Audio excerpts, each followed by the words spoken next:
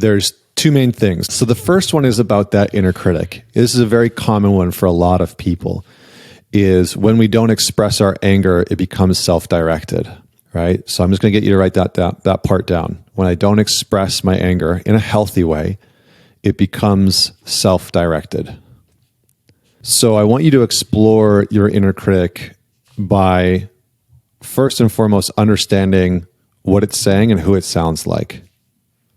What is my inner critic saying and who does it sound like? My gut says that your inner critic is a version of your father that occupies 100%. A lot of space and territory in your head. 100%. Yeah. So the second part of that is, what would it sound like for me to set boundaries and stand up to my inner critic?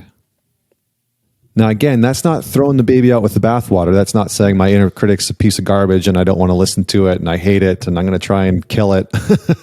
That's not it. That's going to make it a hell of a lot worse because you're just going to go to war with this part of you. It's actually about doing the thing that you wanted to do with dad. It's setting a boundary with it and being able to say, okay, that's enough.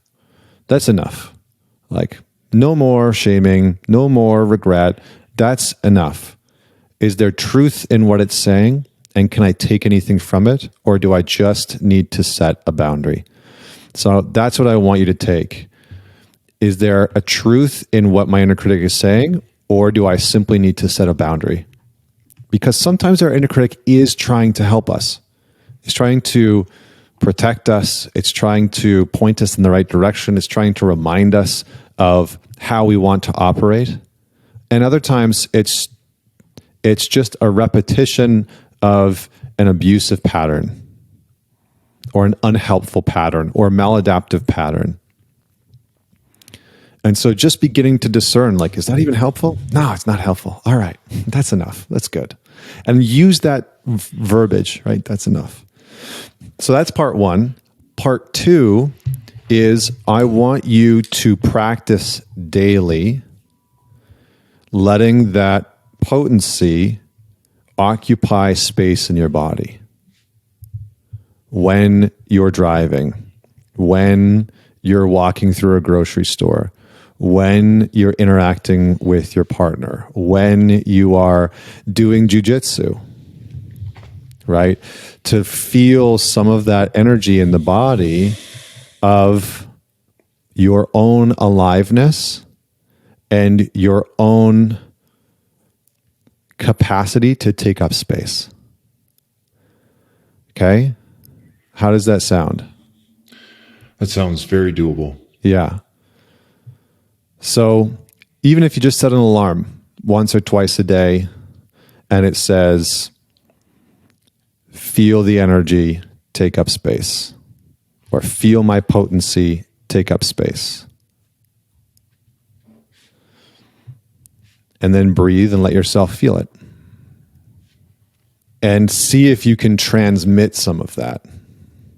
And when I say transmit, I mean you let other people in on the game that you are connected to your own potency.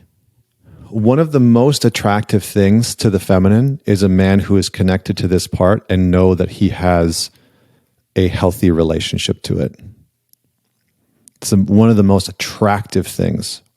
Women can feel it because a man who is disconnected from his anger is dangerous, and a man who's consumed and overrun by his anger is dangerous. So a man who has a healthy relationship to his anger and can feel that potency and that aliveness within himself is a man who is connected to his own fire. And that is beautifully attractive, right? Women are like, oh, it just something happens, right? Whenever I'm in that connection in my own body and I'll come upstairs after work and I'm like fired up and I can feel that aliveness coursing through my body. And I walk into the kitchen or the living room and my wife's there and she looks at me and she's just like, whoa. She notices it every time.